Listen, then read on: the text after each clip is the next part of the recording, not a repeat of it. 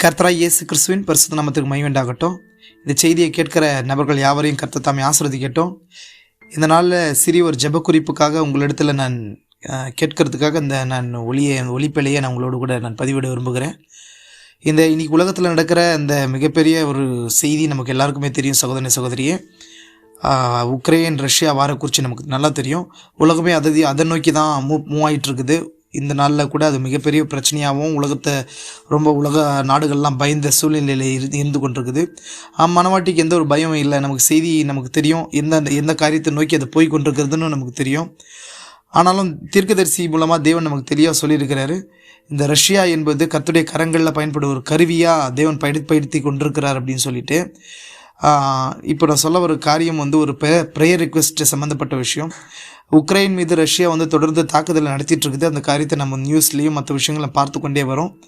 அது ஒருவேளை எப்பேற்பட்ட நிலைக்கு கொண்டு போகும்னு தெரியல. ஆனால் என்னென்னு சொன்னால், நான் கீழ்கண்ட ஒரு வீடியோ நான் உங்களோடு கூட அந்த செய்தியோடு கூட இணைக்கிறேன். என்னென்னு சொன்னால், அமெரிக்காவில் இருக்கிற ஒரு நம்ம மெசேஜ் சபைகளில் இருக்கிற ஒரு ஊழியக்காரர் உக்ரைனில் இருக்கிற நம்ம என் டைம் மெசேஜ் கடைசி கால செய்தியில் இருக்கிற ஒரு சில நம்ம சபைகள் அங்கே இருக்குது.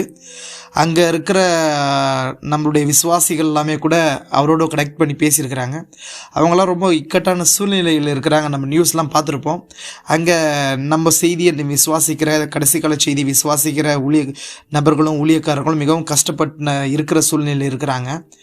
அவங்கெல்லாம் நிச்சயமாக விசுவாசத்தோடு இந்த நேரத்தில் கூட அந்த ஒளிப்பலியில் நீங்கள் பார்த்தா கூட தெரியும், விசுவாசத்தோடு செய்தி கேட்டுக்கொண்டிருக்கிறாங்க. அவர் ரொம்ப கஷ்டமான சூழ்நிலையில் சாப்பாட்டுக்கும் மற்ற விஷயங்களுக்கும் கஷ்டமான சூழ்நிலைகள் இருக்குது. இது எல்லாத்துக்குமே நம்ம ஒருவேளை எப்படி நம்மளால் முடிஞ்ச உதவி ஜெபம் மட்டும்தான் இருக்குது.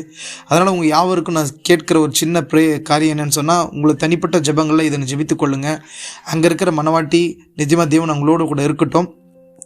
ஆனால் அந்த தேர்ட் வேர்ல்டு வார்னு ஒன்று வருமானா நிச்சயமாகவே அது எடுத்துக்கொள்ளப்படுதலுக்கு பின்பதாக வரும்னு நமக்கு தெரியும்.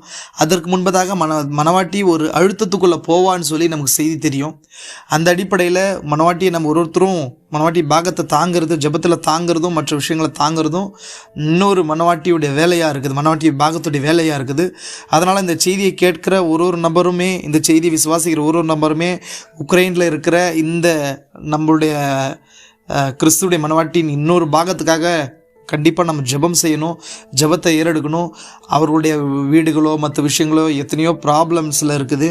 அவங்கெல்லாம் சர்ச்சஸில் தங்கிட்டு இருக்கிறாங்க, தனிப்பட்ட வீடுகளில் தங்கிட்டு இருக்கிறாங்க. அப்படி தங்கியிருந்தாலுமே அவங்க என்ன சொல்கிறாங்கன்னு சொன்னால், நாங்கள் இங்கேயும் செய்தி கேட்டுன்னு இருக்கிறோம், ஜெபிச்சிட்ருக்கிறோம், மெசேஜ் ஷேர் பண்ணிட்டுருக்குறோம், ஆன் காலில் இருக்கிறோம் அப்படின்னு சொல்கிறாங்க.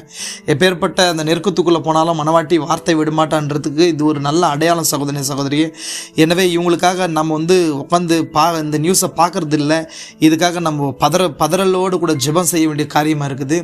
நான் உங்களுக்காக உங்களுடைய தனிப்பட்ட ஜெபங்கள் எல்லாருமே சபையிலிருந்து இந்த செய்தி எங்கெங்கெல்லாம் போதோ அவங்க எல்லாமே ஜெபத்தில் அவங்களுக்காக ஜெபித்து கொள்ளுங்க. அவங்கள நிச்சயமாக கர்த்தர் அவங்களை ஆசீர்வதிக்கட்டும். தேவன் உங்களோடு கூட இருக்கட்டும். இயேசு கிறிஸ்துவின் பரிசுத்த நாமத்திலே ஆமென்.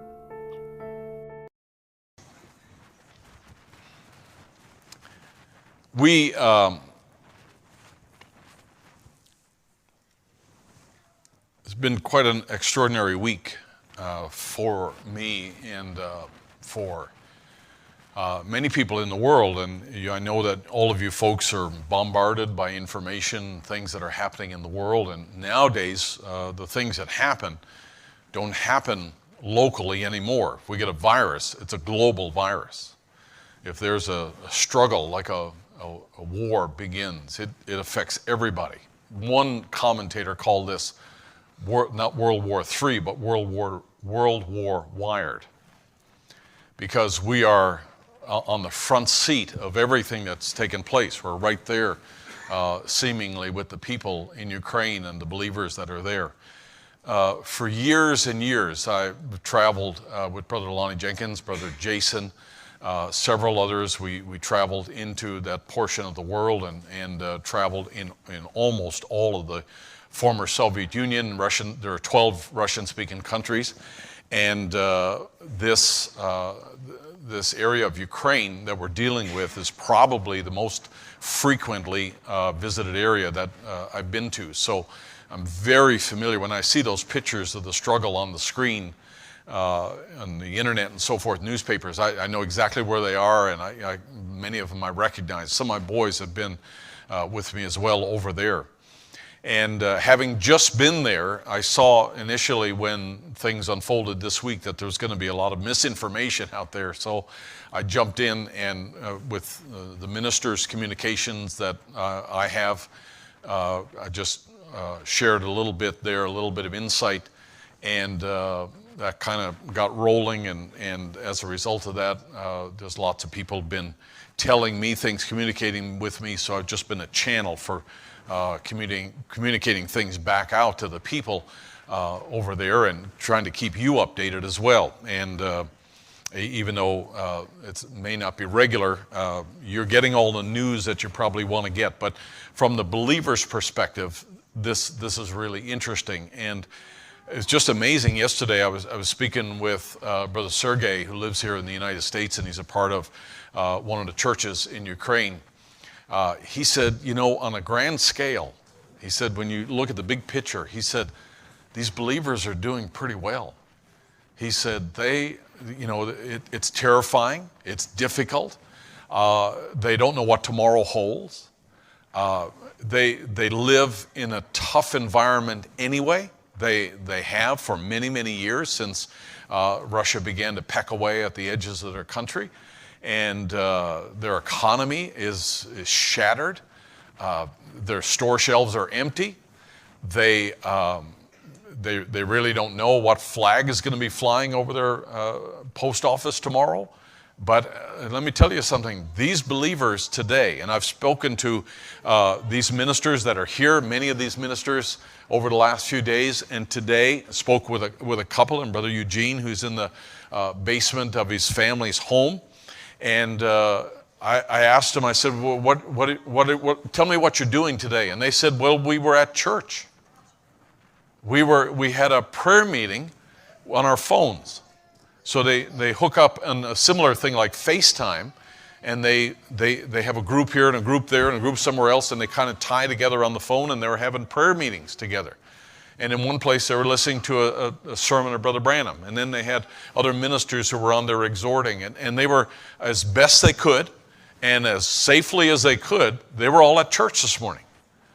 And that's the kind of people they are.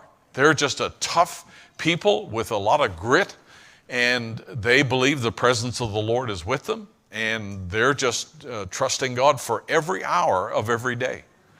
And I've listened to them on the phone, and the bombs going off in the background this week. And the brothers are not allowed to go out. They're not able to go out on the street to go find supplies or go to the bank or the ATM machine if they can find one that has cash in it. They're not allowed to travel at all. The men are not. So the women have to go on the streets.